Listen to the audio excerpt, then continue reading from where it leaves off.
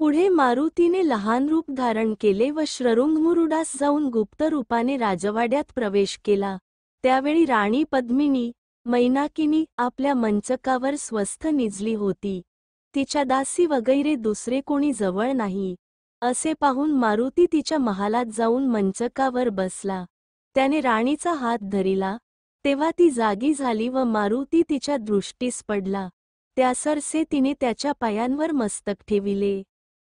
त्या राणीला तिलोत्तमा, मैनाकिनी व पद्मिनी अशी 3 नावे होती। ही 3 नावे पडण्याची कारणे अशी की सिंहलद्वीपामध्ये पद्मिनी स्त्रियात ही मैनाकिनी स्त्री फारच सुंदर होती। तिच्यासारखी रूपवती दुसरी नव्हती।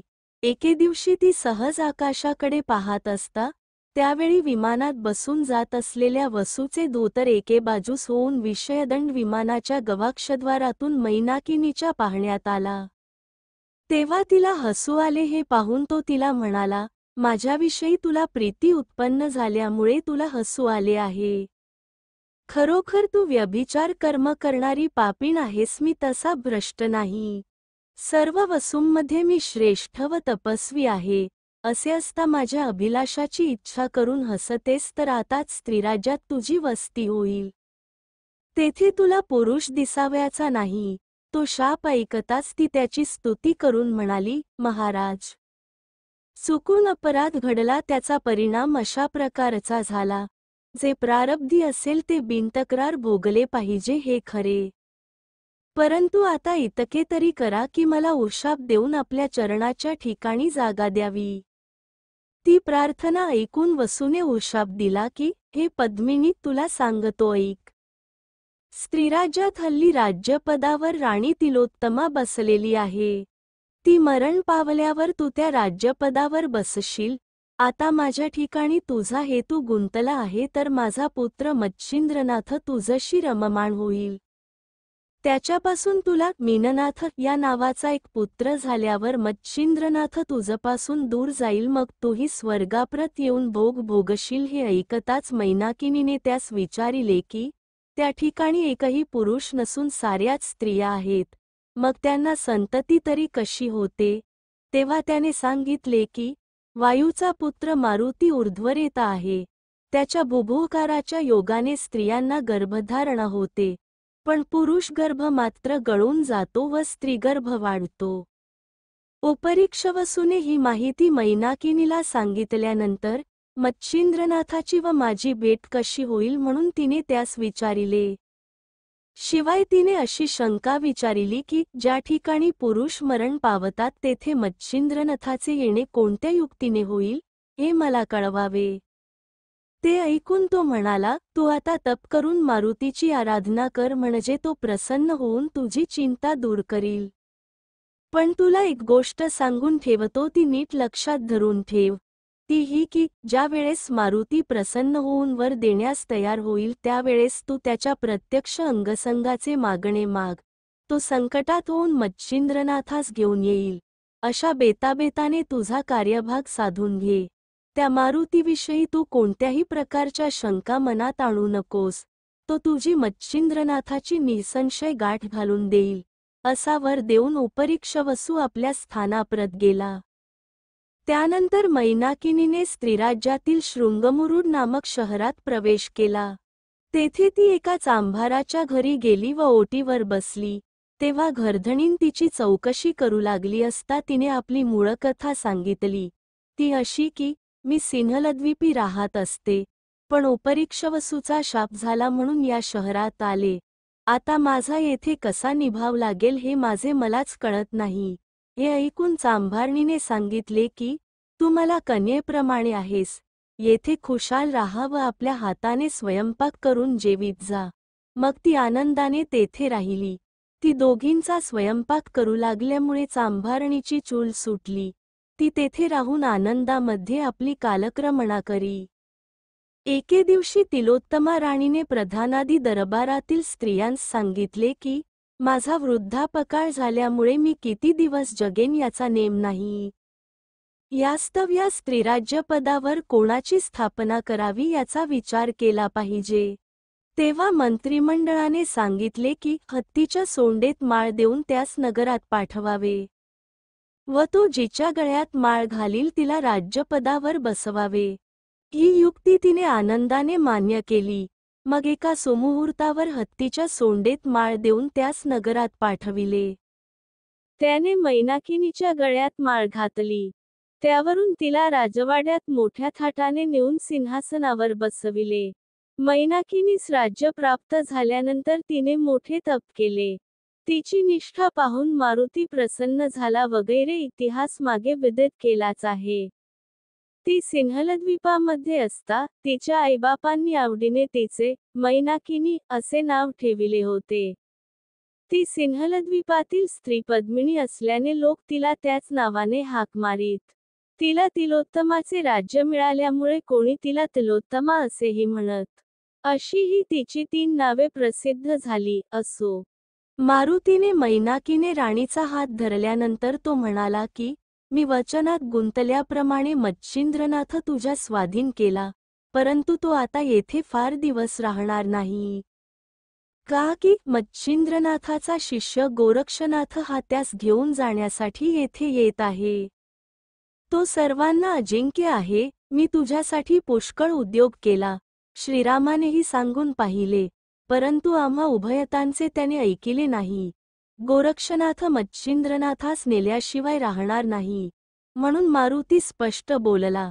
तसेच मारुतीने मैनाकिनीस सांगितले की गोरक्षनाथ आता येईल, त्यास हरयुक्तीने येथे रमीव, पण तो विषयासक्त नाही हे लक्षात ठेव आणि जसे होईल तसे करून त्यास तुझ्या छापेत आण इतके सांगून मारुती निघून गेल्यानंतर मैनाकिनी चिंतेत पडली। इकडे गोरक्षनाथ कलिंगा वेश्येसमागमे शृंगमुरुडास जाऊन पोचला। ती सर्व मंडळी एका धर्मशाळेत उतरली होती। तेथून ती वेश्या आपला सारसरंजाम बरोबर घेऊन राजवाड्यात जावयास निघाली। तिच्या समागमे 5-7 जणी होत्या। तिने आपण आल्याची वर्दी देण्यासाठी द्वारपाळास सांगितले। त्यांनी तो निरोप राणीस कळविल्यावर तिच्या बरोबरीच्या मंडळीसुद्धा कचेरीत आणाव्याचा राणीने हुकूम दिला। त्यावरून ती सभेमध्ये गेली। त्यावेळी मच्छिंद्रनाथ रत्नखचित सिंहासनावर बसला होता व शेजारी मैनाकिनी होती। त्यांच्या तैनातीस पुष्कळ स्त्रिया हजर होत्या। कलिंगेने दरबारात आल्यावर पद्मिनी राणीस सांगितले की आपली कीर्ती ऐकून मी या ठिकाणी आले आहे व आपले ऐश्वर्य पाहून समाधान पावले। तिने त्यावेळी पद्मिनीची फारच स्तुती केली। नंतर त्याच रात्रीस कलिंगेचा नाच करण्याचे राणीने नक्की ठरविल्यावर कलिंगा आपल्या बिराडी गेली। त्या समारंभाकरिता मैनाकिनीने सभामंडपात सर्व तयारी केली व कलिंगेला आणावयाला पाठविले। तेव्हा ती आपला साजसरंजाम घेऊन जाण्यास सिद्ध झाली। ते पाहून गोरक्षनाथही तिजसमागमे जाण्यास निघाला। जाण्यापूर्वी त्याने तिला एकांती बोलावून सांगितले की मृदंग वाजवावयास मला दे। तो मी इतक्या कुशलतेने वाजवीन की मच्छिंद्रास राणीस खुशच करीन। त्यावेळी लागेल तितका पैसा तू त्यांच्याजवळून मागून घे। परंतु कलिंगा म्हणाली की मी तुला बरोबर घेऊन गेले असते, परंतु तेथे सर्व स्त्रिया असून पुरुषाला जाण्याची मनाई आहे। तुला पाहून त्यांच्या मनात विकल्प येऊन अनेक संशय येतील। ते ऐकून गोरक्षनाथ म्हणाला, मी स्त्रीच्या रूपाने येतो, यात 2 फायदे आहेत।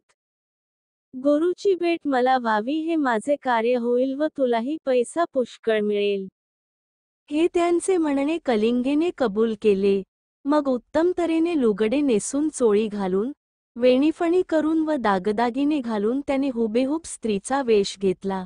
नंतर ती सर्व मंडळी थक झाली। उर्वशी सारख्या स्त्रियांनी दासी व्हावे असे ते अप्रतिम रूप होते। ते पाहून राणी वगैरे मंडळींनी तिची अत्यंत वाखाणणी केली। कलिंगा मुख्य नायकीण, पण तिचेही गोरक्षाच्या स्त्रीरूपापुढे तेज पडेनासे झाले। त्याने ताल सूर बरोबर जमवून मृदंगावर थाप दिली। नंतर नाच सुरू झाला। त्यावेळचे कलिंगेचे गाणे ऐकून सर्वांस अत्यानंद झाला। गोरक्षनाथाने मच्छिंद्रनाथास पाहताच मनात नमस्कार केला व इतके दिवसांनी दर्शन झाल्याने आपण कृतार्थ झालो असे त्यास वाटले। तेथील नृत्यगायनाचा समारंभ फारच अपूर्व झाला व खुद्द मच्छिंद्रनाथाने मान डोलावून शाबासकी दिली, परंतु त्यानंतर गोरक्षनाथ मृदंग वाजवीत असता मधून चलो मच्छिंदर गोरख आया असा ध्वनी वारंवार उठवी. तो ऐकून मच्छिंद्रनाथास दचका बसे व गोरक्ष कसा आला या विचारात तो पडे. त्या आवाजाने त्याची मुखश्री उतरून गेली व गाण्यावरून त्याचे मन उडाले. तेव्हा असे होण्याचे कारण पद्मिनीने विचारिले. त्यावरून त्याने तिला गोरक्षनाथाचा सर्व प्रकार मुळापासून कळविला. मारुतीने पद्मिनीस गोरक्ष आल्याविषयी सांगितलेली खूण पटताच तीही खरकन उतरून गेली. तेणेकरून त्या गाण्याच्या आनंदरंगाचा भंग झाला. तरी मैनाकिनी तशीच लक्ष देऊन ऐकत होती. काही वेळाने तिच्याही श्रवणी तसाच आवाज पडला. मग तिने कलावंतिनीस सांगितले की आमच्या संग्रही मृदंग आहे, तो वाजवून पहा. त्यावरून तिने तो वाजविला असताही तोच आवाज निघू लागला. राणीने आपली कलावंतीण वाजवावयास पाठविली, पण तिला चलो मच्छिंदर गोरख आया हे शब्द काढता येईनात. तेव्हा त्या स्त्रीवेशधार्याला गोरक्षाला मैनाकिनीने एकीकडे नेऊन खरा प्रकार सांगण्याविषयी प्रार्थना करून गुरुची शपथ घातली. तेव्हा प्रगट होण्याचा हाच योग्य समय आहे असा विचार करून तो तिला म्हणाला की मी खरोखर स्त्री नव्हे, मच्छिंद्रनाथाचा प्रिय शिष्य गोरक्षनाथ आहे. तुझ्या राज्याच्या व्यवस्थेमुळे मी स्त्रीवेश घेतला आहे. ते ऐकून मैनाकिनी त्याच्या पाया पडली. मग रत्नखचित अलंकार व पुरुषांची उंची वस्त्रे आणून गोरक्षनाथास दिली. तेव्हा त्याने स्त्रीवेश टाकून पुरुषवेश घेतल्यानंतर ती त्याचा हात धरून त्या सभेमध्ये मच्छिंद्रनाथाकडे घेऊन गेली. तेथे तिने मच्छिंद्रनाथास खुणेने इशारा केला व सांगितले, तुमच्या भेटीची इच्छा धरून गोरक्षनाथ येथे आला आहे. प्रारब्ध उदयास आले म्हणून आज हा येथे दृष्टीस पडत आहे. ह्याच्या योगाने संपूर्ण राष्ट्रास मोठे भूषण आहे. आता माझी सर्व काळजी दूर झाली. राज्याची जोखमदारी आपल्या अंगावर घेऊन हा मुलगा नीट राज्यकारभार चालविल. हा आता आपला धाकटा भाऊ मीननाथ याचेही उत्तम संगोपन करील. अशा प्रकारे मैनाकिनीने त्यास मोहून टाकण्याचा उत्तम घाट घातला. परंतु तो तिचा बेत पाहून गोरक्षनाथास हसू आले. तो तिला म्हणाला, आम्ही शुद्ध वैष्णव लोक. आम्हास हे भूषण काय कामाचे? विधवेला कुंकवाची उठाठेव कशाला पाहिजे? असे जरी त्याने बाह्यतः म्हटले तरी मच्छिंद्रनाथ त्याच्या स्वाधीन होईपर्यंत पद्मिनी जसे वागविल तसे वागण्याचा त्याने बेत केला. नंतर मच्छिंद्रनाथाने गोरक्षनाथाच्या गळ्यास मिठी मारली व कलिंग नायकिनीस बहुत द्रव्य देऊन निरोप दिला. नंतर गुरुने शिष्यास नवल वर्तमान विचारले. तेव्हा त्याने आपली संपूर्ण हकीकत त्यास कळविली व आता तुम्हास सोडून मी कदापि एकटा राहावयाचा नाही म्हणून सांगितले. त्यावेळेस मच्छिंद्रनाथानेही त्याची परोपरीने समजूत करून म्हटले की तुझ्याविषयी मी निरंतर विचार करीत आहे, पण काय करू? न घडावे तर घडून आले. मला मारुतीने गोवून येथे आणून घातले. पण तुझ्या वाचून मला येथे चैन पडत नाही. अशी बहुत प्रकारांनी त्याची तो समजूत करू लागला. तेव्हा गोरक्षनाथ म्हणाला की तुमचे शिष्य अनेक आहेत. तुम्ही जाल तेथे दुसरेही पुष्कळ शिष्य कराल. त्या योगाने तुमची माया सर्वाठाई वाटली जाईल. पण मला तर तुम्ही एकटे गुरु आहात, म्हणून माझा सर्वस्वी लोभ तुमच्यावर. जशी माशांना उदकावाचून गती नाही, तद्वत माझा सर्व आधार काय तो तुम्हीच, असे भाषण करीत असता गोरक्षनाथाच्या नेत्रावाटे आसवे गळत होती. मग मच्छिंद्रनाथाने त्यास पुष्कळ बोध करून त्याचे समाधान केले. त्यावेळी त्यांची प्रेमाची बरीच भाषणे झाली. नंतर उभयतांनी एके ठिकाणी भोजन केले व एकाच ठिकाणी निद्रा केली. दुसरे दिवशी सकाळी नित्यकर्म झाल्यावर एका मांडीवर गोरक्ष व दुसऱ्या मांडीवर मीननाथ यांना घेऊन मच्छिंद्रनाथ रत्नखचित सिंहासनावर बसून गोष्टी सांगू लागले.